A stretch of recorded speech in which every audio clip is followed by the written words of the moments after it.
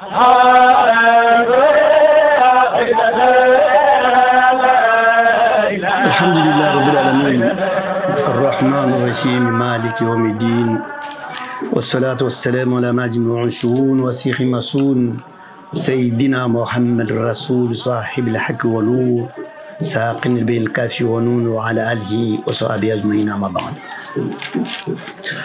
Oui, je voudrais aujourd'hui, avec la bénédiction d'Allah subhanahu wa ta'ala, répondre à l'une des préoccupations,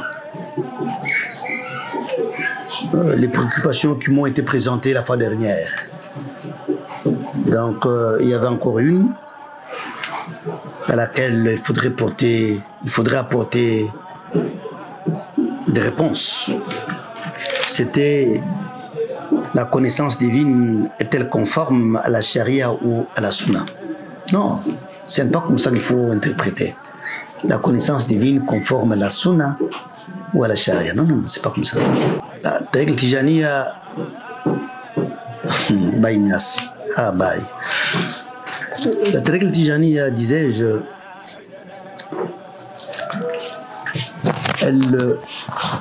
c'est la pratique même de la sunna. La pratique même de la sunna, la pratique de la charia. Mais nous pratiquons la charia dans toutes les dimensions,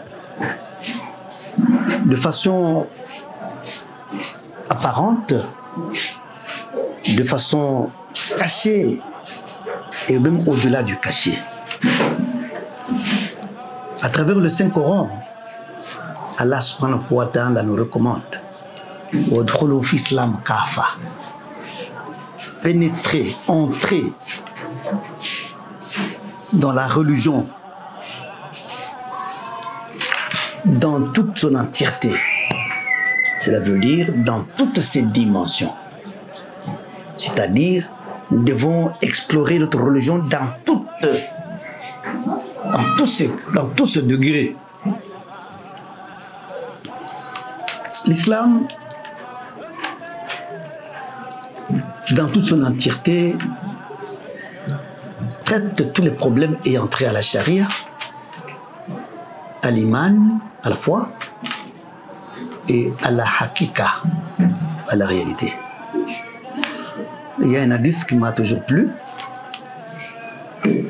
C'est un jour, Sayyidina Jibril alayhi salam qui vint voir le prophète Mohammed sallallahu alayhi wa sallam, mais avec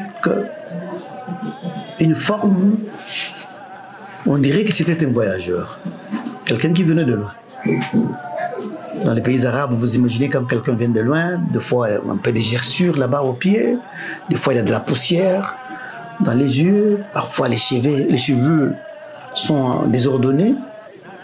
Et il est venu, il a trouvé le saint prophète Mohammed sallallahu alayhi wa sallam avec ses disciples, ses apôtres, ses sahaba. Salam alaikum wa rahmatullah wa barakatuh. Wa alaikum salam. Il se mettra assis devant le saint prophète Mohammed sallallahu alayhi wa sallam, genou contre genou, et il mettra ses mains sur les cuisses du saint prophète Mohammed sallallahu alayhi wa sallam pour lui demander une dissuade. J'ai une question. Et le prophète lui demandera de poser. Irbirni an l'islam. Raconte-moi un peu ce que c'est que l'islam.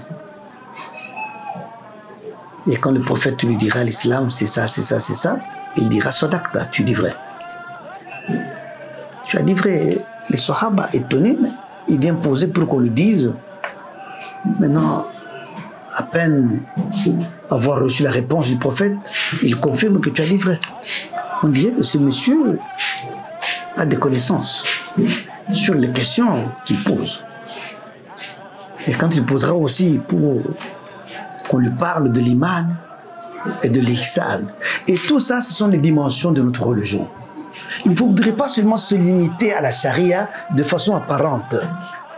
La charia doit être interprétée, doit être vue avec l'œil du corps, avec l'œil du cœur et avec le ruh. est un véritable musulman qui a atteint tous ces 3 degrés de connaissance. Et c'est celui-là qui doit pratiquer la charia de façon apparente à travers les livres, de façon cachée, de façon spirituelle et de façon réelle.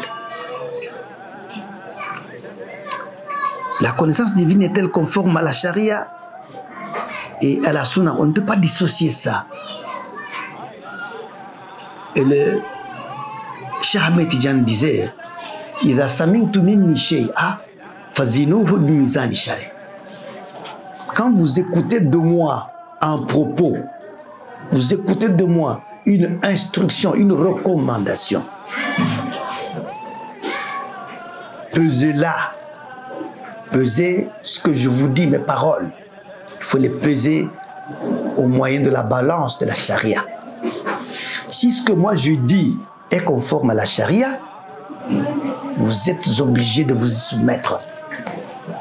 Mais si ce que moi je vous dis va en dehors de la charia, suivez la charia et refusez mes propos.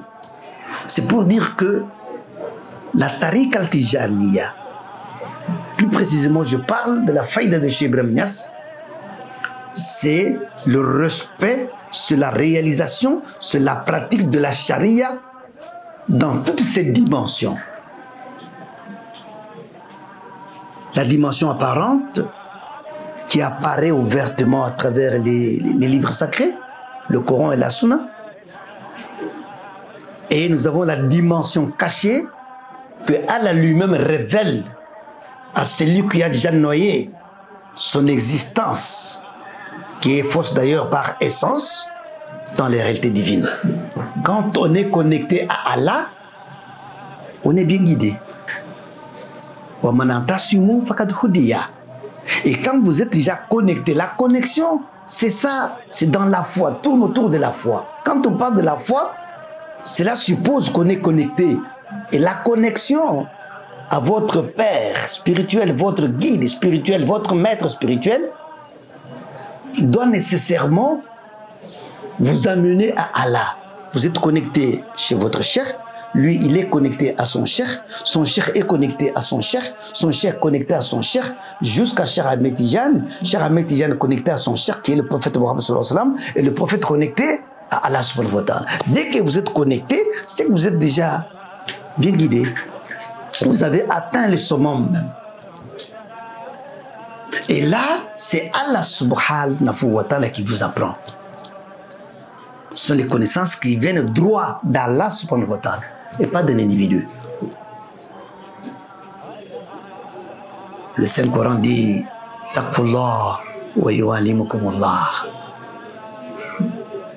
Craignez Allah et Allah va vous apprendre. Mohammed sallallahu alayhi wa sallam, il n'y a pas mieux que lui en termes de connaissances. Et qui lui a apprécié Allah subhanahu wa ta'ala. Le prophète illettré. Aujourd'hui, toutes les paroles du prophète Mohammed sallallahu alayhi wa sallam sont décortiquées, exploitées. Et on n'arrive pas à les consommer toutes.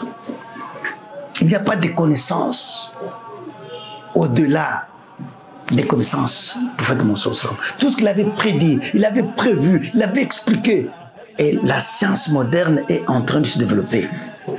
Est-ce que Mohammed ibn Abdullah était un homme ou c'était Dieu subhanahu wa ta'ala? Dieu apprend aux gens. Jusqu'à aujourd'hui, Allah subhanahu wa ta'ala apprend aux gens. D'Akullah wa ya'limukumullah. Craignez-moi et je vais vous apprendre. Il y a beaucoup que Allah subhanahu wa ta'ala a enseigné personnellement.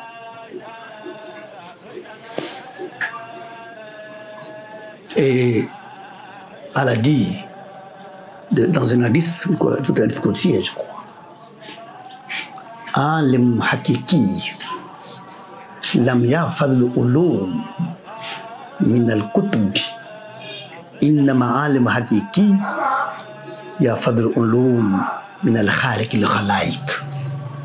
Le vrai connaisseur, le connaisseur des réalités divines, ou de la réalité avec R majuscule, le connaisseur d'Allah, celui qui a les connaissances divines, ne reçoit pas, ne tire pas ses connaissances des livres,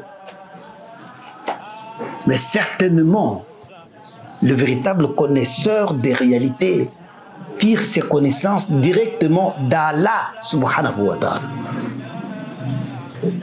Donc au niveau de l'iman, où nous voyons la connexion, là nous tirons nos connaissances d'Allah. C'est Allah qui nous donne, qui nous apprend. C'est Allah à travers notre chaîne historico-mystique. Et au niveau de l'Ihsan, ceux-là qui ont noyé leur existence, qui est d'ailleurs fausse par essence, ils l'ont noyé dans la lumière mohammedienne, dans la marifa, dans les connaissances. Ils ont cessé d'exister. Ils ont cédé leur fausse existence à l'existence réelle qui est Allah, subhanahu wa ta'ala. Et ceux-là sont noyés dans les connaissances.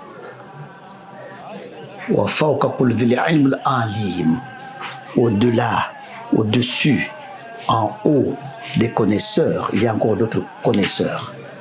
Au-delà des connaissances, il y a encore beaucoup plus de connaissances jusqu'à ce que vous atteigniez Allah subhanahu wa ta'ala.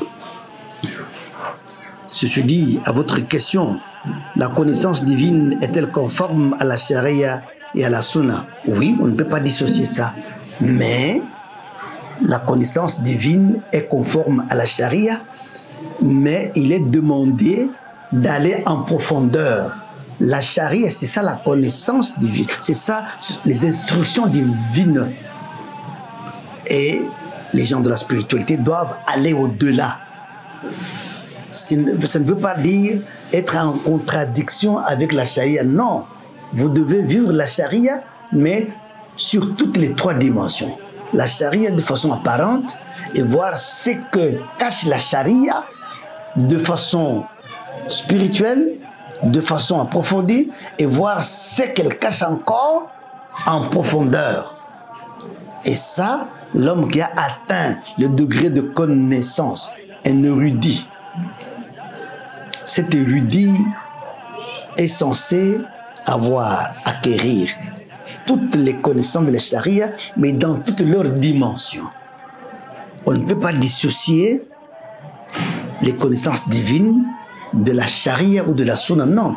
C'est la même chose, mais il faudrait explorer, il faudrait aller encore beaucoup plus en profondeur. Et pour y aller, là, il fallait avoir le fatouh, l'ouverture spirituelle. Il faudrait c'est dans la spiritualité, c'est dans la tariqa que vous serez à même de percer les mystères, de comprendre ce qui est caché, ce qui est au-delà, afin de gagner la sympathie et la confiance d'Allah subhanahu wa ta'ala, pour que Allah soit satisfait de vous